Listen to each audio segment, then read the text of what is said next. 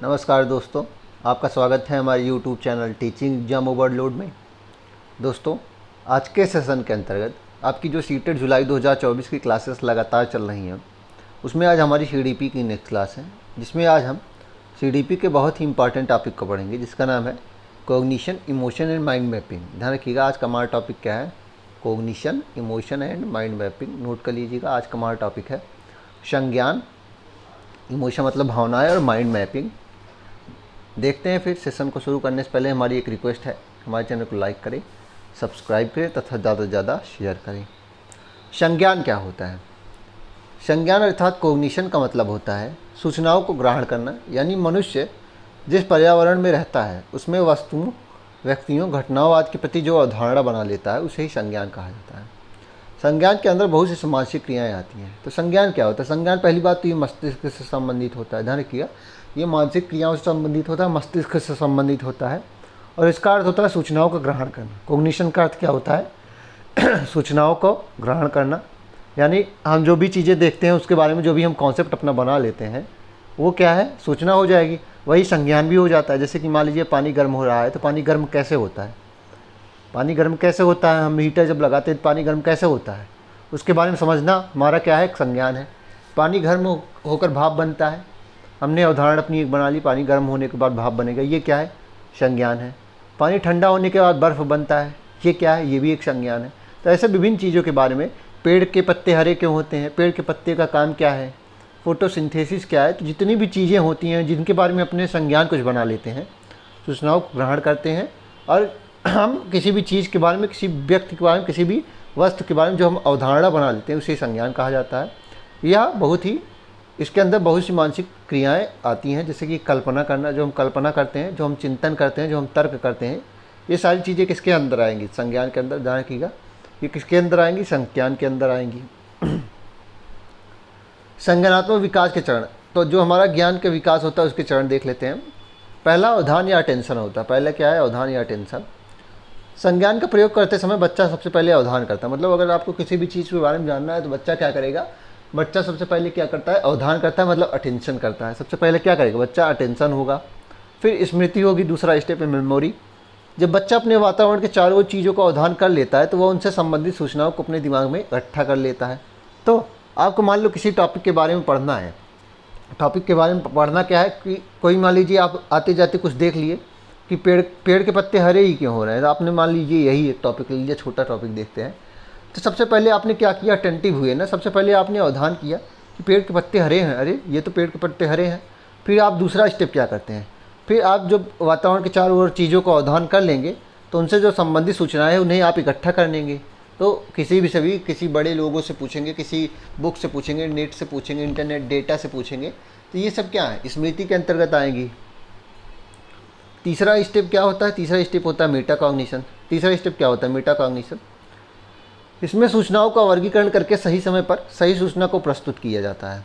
Metacognition क्या होता है कि सूचनाएं हमने जो इकट्ठा की हैं उसको वर्गीकरण करना। मतलब जैसे सूचनाएं हमने इकट्ठा की, तो ऐसा है नहीं कि पेड़ के पत्ते हरे क्यों होते हैं यही एक प्रश्न ही हमने जाना, उसमें हमने जाना पेड़ के पत्ते हरे क्यों होते हैं, हरे होते हैं तो उसका फ़ायदा क्या होता है, हरे होते हैं तो उसका काम क्या है, हरे होने में किन किन कारणों का प्रभाव पड़ता है, पेड़ के पत्ते गिरते क्यों हैं। फिर हम वृक्ष के बारे में भी सारी चीज़ें जानेंगे। मतलब हम एक टॉपिक के बारे में जान रहे थे लेकिन हमने कई टॉपिक्स के बारे में जान लिए ना।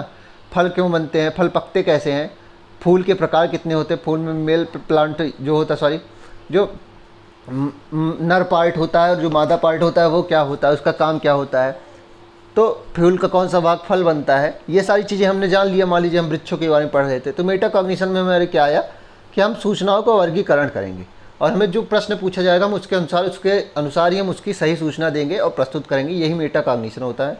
परा संज्ञान यही होता है, सूचनाओं को वर्गीकृत करेंगे कि पेड़ हरे होते क्यों होते हैं, वृक्ष में पत्तियों का काम क्या है, पत्तियां हरी होती हैं, उसके लाभ भी कुछ हैं, पत्तियां गिर जाती हैं क्यों गिरती हैं, तो सारी सूचनाओं को हम वर्गीकरण करेंगे।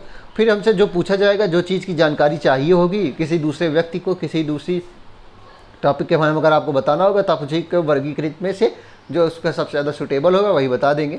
मेटाकॉग्निशन में बच्चों को उनके सीखने का स्वयं मूल्यांकन करने और उनकी समझ की जांच करने में हेल्प होती है। ध्यान रखिएगा, मेटाकॉग्निशन से बहुत प्रश्न बनता है मेटाकॉग्निशन में क्या होता है, बच्चों में वो उनको स्वयं से सीखने में बहुत मदद मिलती है। जब आप चीज़ों को वर्गीकृत करेंगे तो आप स्वयं से ही तो कुछ सीख रहे हैं, स्वयं को मूल्यांकन भी करेंगे। जब आप चीज़ों को सीख लेंगे तो खुद से मूल्यांकन करेंगे कि आपको कितना टॉपिक पता है। जब आप प्रश्नों को आप प्रश्नों को वर्गीकरण करना सीख लेंगे तो आप खुद का मूल्यांकन भी कर लिए कि हमने इतने प्रश्नों को वर्गीकृत किया, इतने आंसर हमें मिले हैं, तो आपने खुद का मूल्यांकन कर लिया। और आपकी समझ कितनी है ये भी आप अपने आप को जांच लेंगे। जब आप प्रश्नों को वर्गीकृत कर लेंगे तो आप कितना समझ लिए हैं किस टॉपिक के बारे में, ये भी आप जांच लेंगे कि हमें और कहाँ मेहनत भी करनी है। तो प्रश्न बनेगा स्व मूल्यांकन में क्या मदद, कौन सी टॉपिक मदद करेगा, तो मेटाकॉग्निशन बहुत इंपॉर्टेंट है। और अपनी समझ खुद, मतलब जो बच्चे होते हैं उनकी खुद की समझ जाँच करने में कौन सा हेल्प करता है, मेटाकॉग्निशन ही हेल्प करता है। आगे माइंड मैपिंग है, लेकिन एक बार फिर से हम देख लेते हैं संज्ञान क्या होता है।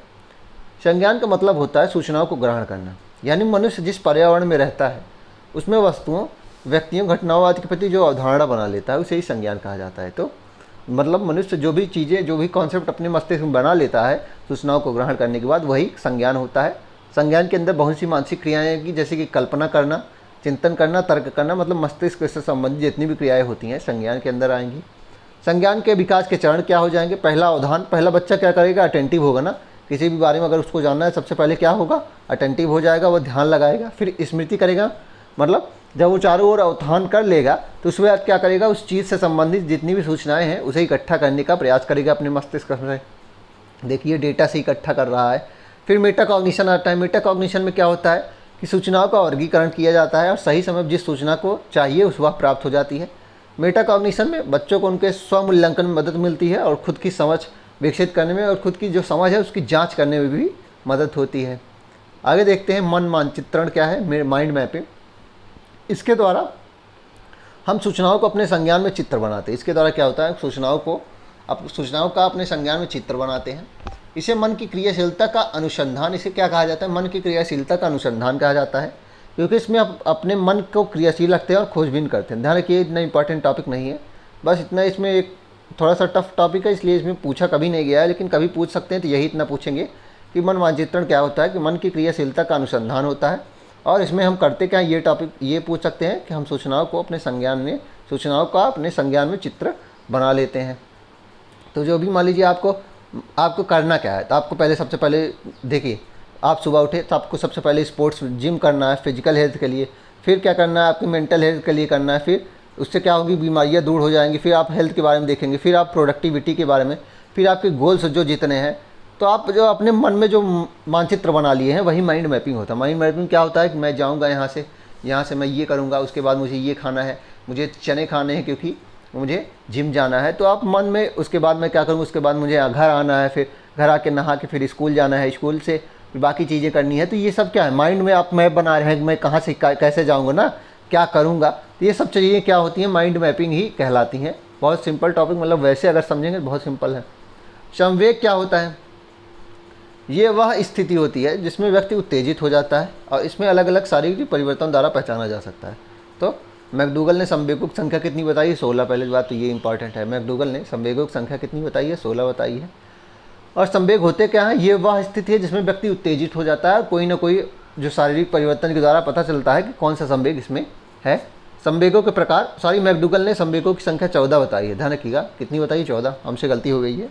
मैकडूगल को संवेग का जनक भी कहा जाता है, मैकडूगल को संवेग का जनक भी कहा जाता है। इन्होंने 14 प्रकार की मूल प्रवृत्तियाँ बताई हैं, नोट कर लीजिएगा।